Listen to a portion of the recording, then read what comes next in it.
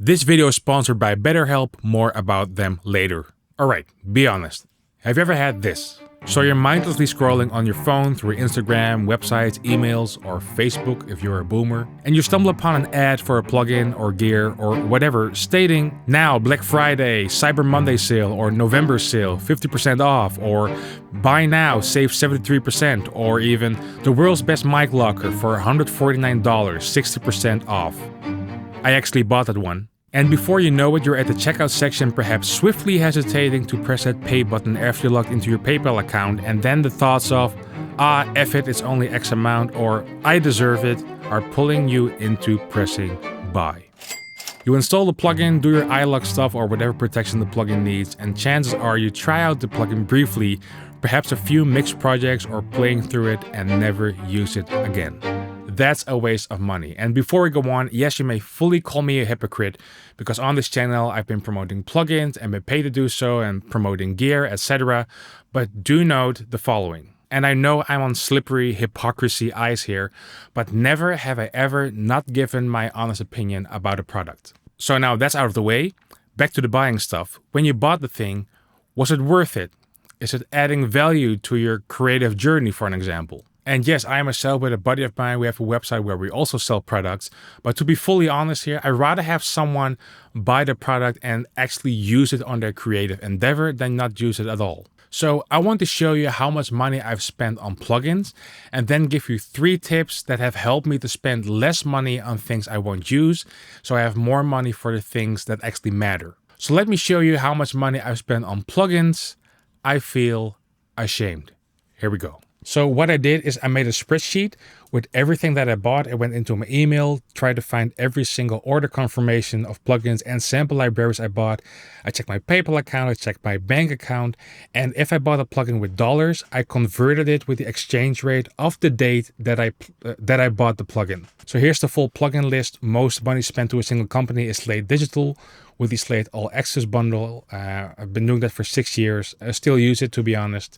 And most money spent on a single plugin is the Slate Trigger, which is 251 euros. So most money spent on Slate Digital is 2,028 euros and 98 cents. When you add all of this up, we get an amount of, drum roll, 4,358 euros and 99 cents. Shame. When we go to virtual instruments or sample libraries, we get the East-West Composer Cloud, that subscription for 6 years, and it's 1,687 euros and 13 cents. I canceled that subscription, by the way, because I don't use it anymore. Do miss the choir sample sometimes. But when we add all of this up, we get a total amount of 4,806 euros and 91 cents. And when we add those two together, we get a total amount of spending of 9,165 euros and 90 cents. It hurts when I'm saying that for some reason. Just the thought, if I 10 years ago would have invested that money into a global index funds, and I'm not a financial advisor, I just don't even want to think about how much money that would be now. When we take in consideration what I still use, we get a total amount of 5,203 euros and 70 cents.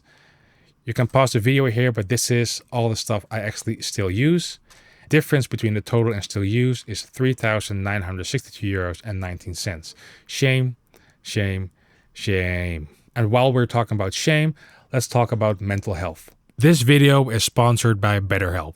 BetterHelp is an online platform providing professional and affordable and personalized therapy in a convenient online format. BetterHelp has over 30,000 licensed therapists and has helped millions of people across the globe take ownership of their mental health and work towards their personal goals. As a business owner who does mixing, mastering, producing, film scoring, and YouTube content, I deal with a lot of stress. And personally, I've had very positive experiences with therapy in the past, which has helped me a great deal with dealing with a lot of stress and uncertainty, as most business owners do. Or at least most business owners in audio, I think, or in the creative field. I personally think mental health is something that should not be underestimated, and getting therapy is surely not a thing to feel ashamed of. If you want to learn more about BetterHelp, go to betterhelp.com/Mendel. Big thanks to BetterHelp for sponsoring this video. Now let's go to 3 tips how you can save money. Here we go.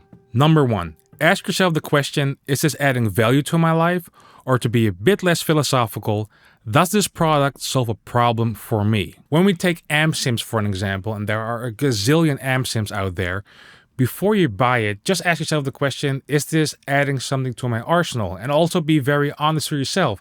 Isn't there perhaps some other plugin that's actually pretty similar? Like, do you really need the new plugin? Just be aware of this helps a lot. At least it helped me a lot. Just to ask myself, am I buying this because it's adding really something new or something unique to my arsenal for my workflow or just the feel of it? Or am I buying into the hype? Number 2, trial before buying. Most plugins I'm aware of that use iLok have a 14-day trial. So just try it out for 14 days and then ask yourself the question again, the number 1, like, is this really something I need? Is this adding value to my arsenal? And it's true, arsenal could be different for a professional mixing engineer than for an amateur, for an example. But still, is it adding value to it? Now, I can understand this could be a bit more complex for sample libraries because with a lot of sample libraries, they don't have a return policy because like all the samples are actually on your hard drive. But what you could do is that some companies have like a subscription model where you get everything they have. So what you could do is just sign up for the subscription and then immediately cancel after you pay. So you only pay for 1 month, which sometimes is $19 for everything or $29 for everything. And then in a month time, just try out everything they have. And if there's one certain product that you think, okay, this is very unique, I actually want to pay for this product, then get that product because it adds value to your arsenal. I do know recording this with the sample libraries isn't fully free because it's not like a free trial because you're still paying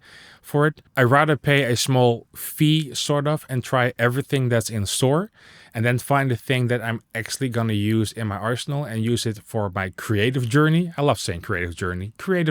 But I'd rather do that than taking the risk of just listening to audio samples on YouTube and actually when using it, not liking it and having wasted €500 or perhaps even €800. Because we all know high-end sample libraries are pretty expensive. So now we get to number 3, and this is actually my favorite tip. Number 3, delayed email. So maybe you already know this, but a lot of email clients have an option for delayed email. So for an example, you type in the email and then there's an option next to send. And then instead of immediately sending it, you can say send it after 7 days or 14 days, for an example. And you can even do this before the trial or during the trial, but just try this. Write yourself an email within the subject the name of the plugin, and then in the message, just something like, do you still want this plugin? Or do you still think you need this plugin? ? Then make sure you press the feature of, for example, that this email will be sent to you after 7 days, or for example, when you do the 14-day trial after 13 days, and then probably you will fully forget about it.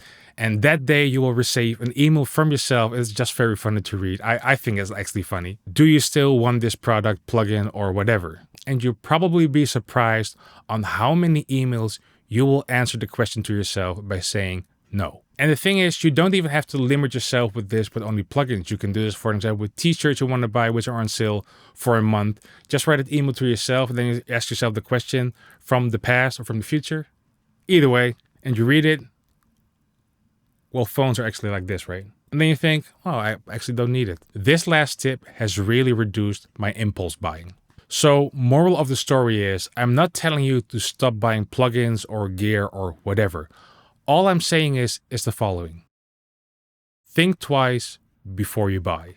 And having all that said, our website now has a Black Friday.